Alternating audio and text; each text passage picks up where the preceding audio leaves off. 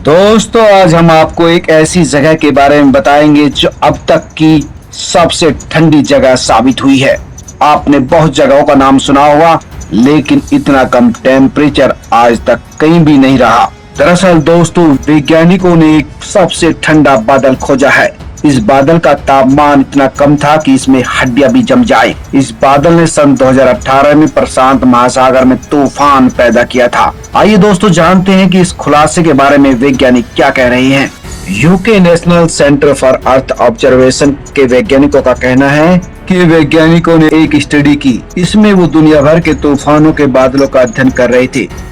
तभी उन्हें इसके बारे में पता चला कि साल 2018 में प्रशांत महासागर पर तूफान लाने वाले बादल का तापमान -111 डिग्री सेल्सियस था और ये एक रिकॉर्ड है। इससे पहले कभी भी कहीं भी इतना ठंडा बादल नहीं देखा गया। सेंटर फॉर अर्थ ऑब्जर्वेशन के मुताबिक यह तूफानी बादल जमीन से 18 किलोमीटर की ऊंचाई पर स्थित था, क्योंकि ट्रॉपिकल चक्रवात, सर्कुलर लो प्रेशर स्टॉर्म काफी ऊंचाई तक जा सकते हैं, जहां पर हवा का दबाव काफी कम होता है। लेकिन इस बादल की जांच करने पर हैरान करने वाले आंकड़े सामने आए। ये बादल सामान्य तूफानी बादलों की तुलना में 30 डिग्री ज्यादा ठंडा था।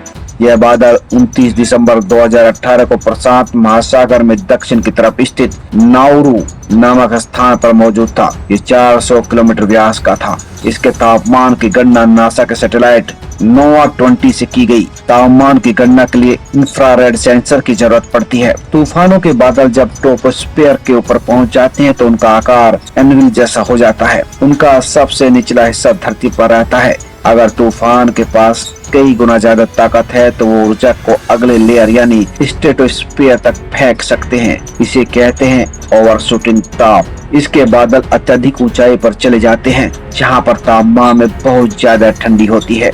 ऑक्सफोर्ड यूनिवर्सिटी के शोधकर्ता और national centre for earth observation की साइंटिस्ट सिमोन प्राउड का कहना है कि ओवरशूटिंग ताप एक सामान्य प्रक्रिया है। आमतौर पर ओवरशूटिंग ताप का तापमान स्ट्रेटोस्फीयर में हर 1 किलोमीटर पर 60 डिग्री सेल्सियस कम होता जाता है, यानी वहाँ इतनी ज्यादा सर्दी होती है कि हड्डियां चटक जाएं। सिमोन का कहना है कि 29 दिसंबर 2018 को दिखाई दिए तूफानी बादल का मामला बिल्कुल अलग था।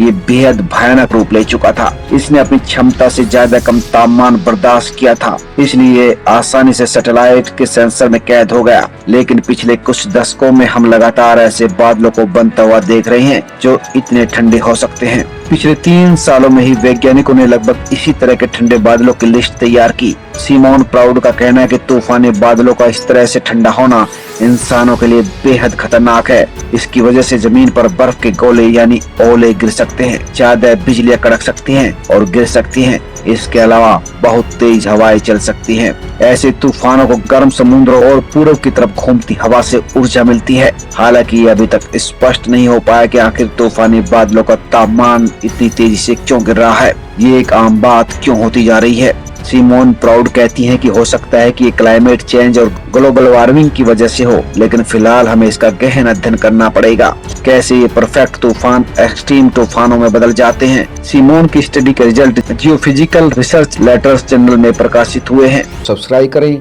लाइक करें और अपने दोस्तों के साथ शेयर भी करें।